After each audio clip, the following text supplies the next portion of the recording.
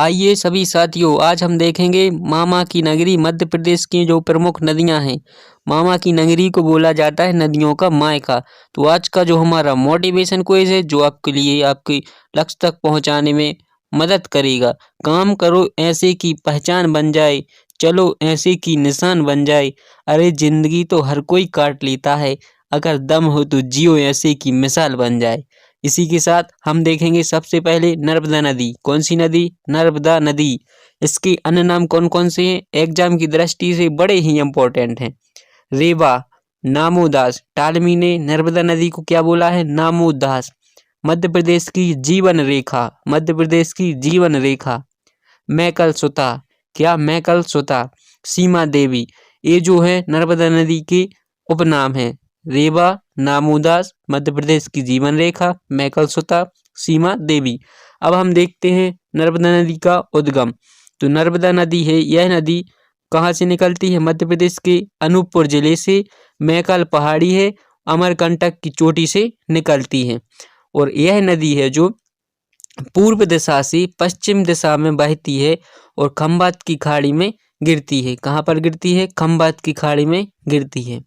अब हम देखते हैं इसकी लंबाई की बात करें तो कितनी किलोमीटर की लंबी है यह नदी, या लंबाई सीमा तय करती है। इतनी 13-12 किलोमीटर की जो लंबाई है इतनी तय करती है, या इसकी कुल लंबाई है। अब हम मध्य प्रदेश में इसकी बात करें तो मध्य प्रदेश में इसकी लंबाई क्या है? 1077 किलोमीटर। आपको ये नंबर ऐसे बोल रहा है कि याद हो जाए। 13-12 किलोमीटर टोटल नंबर है और 1077 मध्य प्रदेश में कुल लंबाई कितनी है? 1077 किलोमीटर है।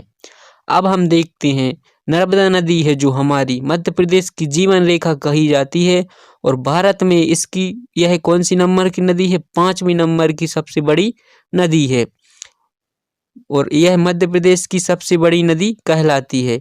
मध्य प्रदेश की सबसे बड़ी कौन नदी है? नर्मदा नदी मध्य प्रदेश की सबसे बड़ी नदी है। इस कारण से इसे मध्य प्रदेश की जीवन रेखा कहा जाता है। अब हम देखते हैं प्रमुख परियोजनाओं की बात कर लेते हैं। तो सरदार सरोवर बांध परियोजना, सरदार सरोवर बांध परियोजना किन किन राज्यों में है? मध्य प्रदेश एवं गुजरात की जो संयुक्त परियोजना है सरदार सरोवर बांध परियोजना। बरगी बांध परियोजना, अन्य नाम क्या है इसका? अवंतीबाई परियोजना, बेजोरा जबलपुर। इंदिरा सागर परियोजना, इंदिरा सागर परियोजना पुनासा खंडवा में। ओमकालेश्वर परियोजना खंडवा, ओमकालेश्वर परियोजना खंडवा में। माहेश्वर परियोजना, यह परियोजना है धार जिले में मंडलेश्वर।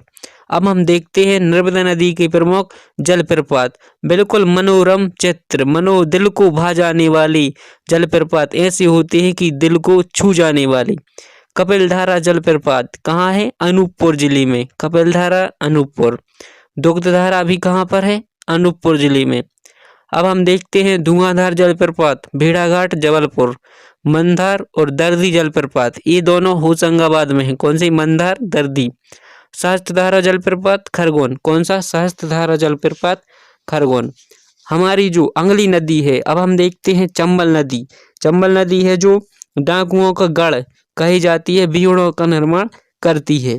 अब चंबल नदी का उद्गम देखते हैं तो इंदौर जिले की महू से जाना पाव पहाड़ी, महू क्षेत्र से जाना पाव पहाड़ी से निकलती है और यह नदी है जो उत्तर दिशा में बहती है। उत्तर दिशा में बहते हुए उज्जैन, रतलाम, देवास, नीमच, भिंड, मुरैना, श्योपुर जिलों से बहते हुए उत्तर प्रदेश के निकट इटावा के पास जाकर यमुना नदी में मिल जाती है। यमुना की सहायक नदी है कौन? चंबल नदी। यह इसकी जो कुल लंबाई है कितनी है? 965 किलोमीटर की दूरी तय करती है। मध्य प्रदेश और राजस्थान की जो सीमा का निर्माण करती है, उत्तरी सीमा का, मध्य प्रदेश की उत्तरी सीमा का निर्माण कौन सी नदी करती है? चंबल नदी। यह नदी है जो मध्य प्रदेश की सबसे अधिक मृदा अपरदन करने वाली नदी है। इसलिए भिंड, मुरैना, श्योपुर है जो चंबल क्षेत्र में भीड़ों का निर्माण करती है, जिसे डाकुओं का गढ़ भी कहा जाता है। डाकुओं का गढ़ कहा जाता है। मृदा अपरदन करती है सबसे ज्यादा कौन सी नदी? चंबल नदी। अब चंबल पे पाताल पानी जलप्रपात कहाँ है? इंदौर में। एक ही जलप्रपात है चंबल नदी पर। अब हम देखेंगे चंबल नदी की प्रमुख परियोजना। चंबल नदी की प्रमुख परियोजना में सबसे पहले देखेंगे गांधी सागर परियोजना। गांधी सागर परियोजना यह अपने मध्य प्रदेश की परियोजना है, मंदसौर जिले में। कहाँ? मंदसौर में। अब हम दो परियोजना देखते हैं जो कि राजस्थान में है। राणा प्रताप सागर परियोजना और जवाहर सागर परियोजना। राणा प्रताप सागर परियोजना और जवाहर सागर परियोजना, ये दोनों परियोजना कहाँ पर है? राजस्थान में। अब हम देखते हैं क्षिप्रा नदी। कौन सी? क्षिप्रा नदी। क्षिप्रा नदी है, इसका उद्गम देखते हैं तो इंदौर जिले की काकरीवाड़ी पहाड़ी से निकलती है। उत्तर दिशा में बहते हुए देवास, मंदसौर, उज्जैन, रतलाम में जाकर चंबल नदी में मिल जाती है। उज्जैन, देवास, मंदसौर एवं रतलाम में बहती हुई कहाँ मिल जाती है? चंबल नदी में मिल जाती है। इसकी लंबाई देखते हैं तो कितनी है? 195 किलोमीटर लंबी है क्षिप्रा नदी। और क्षिप्रा नदी है जो उज्जैन जिले में स्थित है। क्षिप्रा नदी के किनारे कौन सा जिला? उज्जैन स्थित है, जहाँ पर भगवान महाकालेश्वर का मंदिर है क्षिप्रा नदी के किनारे। यहाँ पर प्रत्येक 12 वर्ष में कुंभ का मेला आयोजित होता है। कुंभ का मेला आयोजित होता है। महाकालेश्वर की नगरी कही जाती है कौन? उज्जैन। अब हम देखते हैं सोन नदी। कौन सी नदी? सोन नदी। इस नदी का उद्गम है जो मध्य प्रदेश के अमरकंटक की पहाड़ी, अनूपपुर जिले में अमरकंटक की पहाड़ी से होता है। कौन सी? सोन नदी। अमरकंटक की पहाड़ी से कितनी नदियों का उद्गम होता है? नर्मदा नदी, सोन नदी, जोजिला नदी, इन नदियों का क्या होता है? अमरकंटक से उद्गम होता है। अब हम देखते हैं तो यह नदी है जो शहडोल, रीवा और सीधी जिलों में बहती हुई उत्तर प्रदेश चली जाती है और आगे जाकर बिहार में पटना के पास पहुंच जाती है और किस में मिल जाती है? गंगा नदी में इसका विलय हो जाता है। और इसकी कुल लंबाई देखते हैं तो 780 किलोमीटर है। इस नदी पर जो शहडोल में देवलोध में बाण सागर परियोजना स्थापित की है। कहाँ पर? शहडोल में बाण सागर परियोजना। सोने का कैसा है? सोने का है बाण। सोने का बाण याद भी हो जाएगा। सोने का बाण सागर परियोजना कहाँ पर है? शहडोल जिले में। और यह परियोजना है जो मध्य प्रदेश, उत्तर प्रदेश और बिहार तीनों राज्यों की संयुक्त परियोजना है। हमारी जो अगली नदी है ताप्ती नदी। कौन सी? ताप्ती नदी। यह मध्य प्रदेश के बैतूल जिले के मुल्ताई के समीप सतपुड़ा के दक्षिण में 762 मीटर ऊंचाई से निकलती है। अब यह नदी है जो पूरब से पश्चिम की ओर नर्मदा नदी के समांतर बहती है। समांतर मतलब एक सी दूरी बनाए हुए अंत तक बहती है। अब यह खंभात की खाड़ी में और इसका समापन हो जाता है। इसकी कुल लंबाई है जो 724 किलोमीटर है। अब इसकी प्रमुख सहायक नदी की बात करें तो पूर्णा नदी है जो इसकी सहायक नदी है। कौन सी? पूर्णा नदी। और मध्य प्रदेश का जो बुरहानपुर नगर है वह कहाँ, किस नदी के किनारे है? ताप्ती नदी के किनारे स्थित है। अब हमारी जो अगली है नदी कौन सी? बेतवा। ओरछा बेतवा नदी के किनारे बसा हुआ है। यह नदी का उद्गम है रायसेन जिले के कुमरा गांव से होता है। रायसेन जिले के कुमरा गांव से होता है। कौन सी नदी? बेतवा नदी का उद्गम। उत्तर की ओर विदिशा, सागर, गुना जिलों में बहती हुई उत्तर प्रदेश की झांसी को लांघती है। झांसी रानी लक्ष्मीबाई, यही झांसी का किला है। अब देखते हैं यहाँ लांघती हुई पुनः मध्य प्रदेश के टीकमगढ़ जिले में आती है और उत्तर पश्चिमी सीमा के पास से गुजरती है। अंततः यह यमुना में मिल जाती है। और इसकी प्रमुख सहायक नदी कौन कौन सी हैं बेतवा की? बीना, धसान और सिंध, ये सहायक नदियां हैं। अब जो बीना नदी है यहाँ पर भालकुंड जलप्रपात है। बीना नदी पर बना है भालकुंड जलप्रपात। कौन सा? भालकुंड जलप्रपात, और यह सागर में है। अब देखते हैं मध्य प्रदेश के ऐतिहासिक नगर हैं जैसे विदिशा और सांची इसी नदी के किनारे स्थित हैं। कौन सी? बेतवा नदी के किनारे स्थित हैं। अगली नदी है जो हमारी कौन सी? सिंध नदी। कौन सी नदी है? सिंध नदी है। यह मध्य प्रदेश के गुना जिले की सिरोंज तहसील से निकलती है। सिंध नदी है जो मध्य प्रदेश के गुना जिले की सिरोंज तहसील से निकलती है और यह उत्तर दिशा में बहती हुई शिवपुरी, ग्वालियर, भिंड से होकर चंबल नदी में मिल जाती है। चंबल नदी में इसका विलय हो जाता है और इस नदी पर शिवपुरी जिले में सिंध परियोजना स्थापित की गई है। शिवपुरी जिले में सिंध परियोजना स्थापित की गई है। अगली नदी है तवा नदी। कौन सी? तवा नदी। मध्य प्रदेश का जो सबसे लंबा पुल है, सबसे लंबा बांध कहाँ पर है? तवा नदी पर बनाया गया है।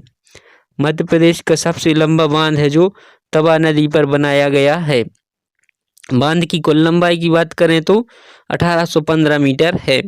अब हम देखते हैं इस नदी का उद्गम है जो पचमढ़ी की महादेव पहाड़ी से होता है। कौन सी?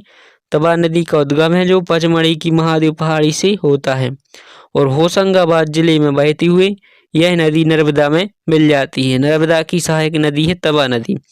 तवा नदी पर इटारसी के पास रानीपुर गांव में एक सिंचाई परियोजना स्थापित की गई है जिसके लिए तवा बांध का निर्माण किया गया है और यही बांध की लंबाई है जो 1815 मीटर है। मध्य प्रदेश का सबसे लंबा बांध है।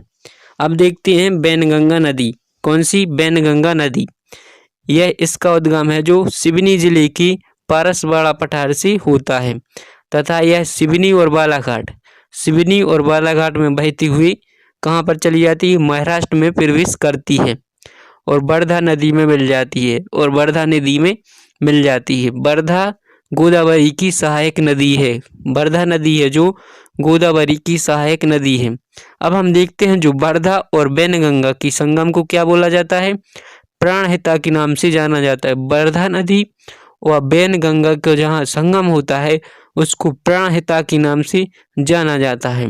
बैनगंगा नदी बालाघाट जिले में मध्य प्रदेश व महाराष्ट्र के संयोग से बैनगंगा परियोजना स्थापित की गई है। इसका नया नाम क्या है? संजय गांधी परियोजना, जिसका नया नाम है संजय गांधी परियोजना। मध्य प्रदेश और महाराष्ट्र के संयोग से स्थापित की गई है परियोजना। हमारी जो अगली नदी है काली सिंध नदी। कौन सी? काली सिंध नदी। इसका उद्गम हुआ है जो देवास जिले के बागली गांव से होता है। काली सिंध नदी का उद्गम और यह शाजापुर राजगढ़ में होते हुए चंबल नदी में मिल जाती है और काली सिंध नदी के किनारे देवास जिले का जो सोनकच्छ शहर है वह बसा हुआ है काली सिंध नदी के किनारे। अब हम देखते हैं पार्वती नदी। कौन सी? पार्वती नदी।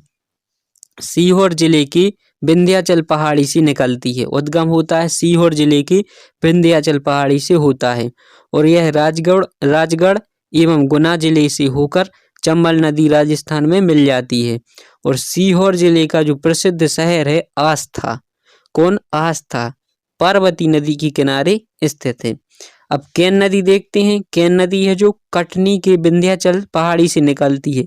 कहाँ से? केन नदी कटनी के विंध्याचल पहाड़ी से निकलती है और यह पन्ना छतरपुर की सीमा बनाती हुई तथा उत्तर प्रदेश जाकर यमुना में मिल जाती है, यमुना नदी में मिल जाती है। केन नदी पर स्थित ग्रेटर गगऊ जलप्रपात है जो पन्ना में स्थित है। ग्रेटर गगऊ जलप्रपात कहाँ है? पन्ना में स्थित है। केन नदी पर बना हुआ है। चलिए तो अब हम देखते हैं मध्य प्रदेश की प्रमुख नदियां एक नज़र में देख लेती हैं। सबसे पहले नर्मदा नदी। उद्गम कहाँ होता है? अमरकंटक से इसका उद्गम होता है और इसकी लंबाई देखते हैं तो 13-12 किलोमीटर है जो टोटल लंबाई है और मध्य प्रदेश में है 1077 किलोमीटर। इसकी सहायक नदियां देखते हैं तो हिरन, तिंदौनी, बनास, चंद्रकेसर, कानन, बारना, ये इसकी प्रमुख सहायक नदियां हैं नर्मदा नदी की। और यह देखते हैं जो खंबात की खाड़ी अरब सागर में जाकर गिरती है। खंबात की खाड़ी अरब सागर में इसका समापन होता है। हमारी जो अगली नदी थी चंबल नदी थी, 965 किलोमीटर की लंबाई थी और महू इंदौर के निकट जानापा पहाड़ी से इसका उद्गम होता है। और प्रमुख सहायक नदी कौन सी हैं? काली सिंध, पार्वती और बनास इसकी प्रमुख सहायक नदी है चंबल की। और इटावा उत्तर प्रदेश में इसका समापन होता है यमुना नदी में। ताप्ती नदी बैतूल की मुल्ताई से निकलती है। पूर्णा इसकी एक सहायक नदी है। खंबात की खाड़ी अरब सागर में गिरती है। ताप्ती नदी है जो नर्मदा नदी के समांतर बहती है। सोन नदी है अमरकंटक शहडोल से निकलती है। बाणसागर परियोजना सोन नदी पर स्थित है और बिहार की दीनापुर पहाड़ी से पटना के पास गंगा नदी में इसका समापन हो जाता है। अब हम देखते हैं बेतवा। बेतवा है जो रायसेन की कुमरा गांव से इसका उद्गम होता है। बीना, धसान और सिंध सहायक नदी है। यमुना नदी में इसका विलय होता है। तवा नदी पचमढ़ी महादेव पर्वत से निकलती है और नर्मदा नदी में मिल जाती है। अब हमारी जो अगली नदी है क्षिप्रा नदी। क्षिप्रा नदी है जो उज्जैन बसा हुआ है। क्षिप्रा नदी के किनारे कौन? उज्जैन, महाकाल की नगरी है। और क्षिप्रा नदी का उद्गम देखते हैं तो काकरी वारडी पहाड़ी इंदौर से होता है और यह चंबल की सहायक नदी है। वैनगंगा पारसवाड़ा पठार सिवनी गोदावरी में मिल जाती है। केन नदी विंध्याचल पर्वत से निकलती है और यमुना नदी में मिल जाती है। काली सिंध नदी है जो बागली गांव देवास से इसका उद्गम होता है और चंबल में राजस्थान में मिल जाती है। गार नदी है जो लखना सिवनी से उद्गम होता है और नर्मदा नदी में मिल जाती है। छोटी तवा बैतूल से उसका उद्गम होता है और आवना खंडवा में मिलती है। सक्कर नदी है जो नर्मदा की प्रमुख सहायक नदी है और अमरवाड़ा छिंदवाड़ा से निकलती है। वर्धा नदी है जो बैतूल से निकलती है और वैनगंगा में मिल जाती है।